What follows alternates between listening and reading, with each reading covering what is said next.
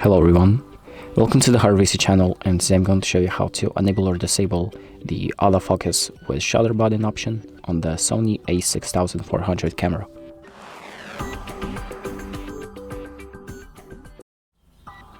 So the first thing that we're going to do is open up the settings by pressing the menu button, and then we're going to go to the camera section, so camera section number 1, this red section, and then we're gonna go to the page number 6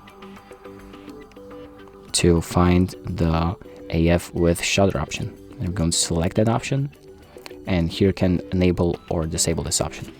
And when it's disabled, if you half press the shutter button, autofocus won't be happening.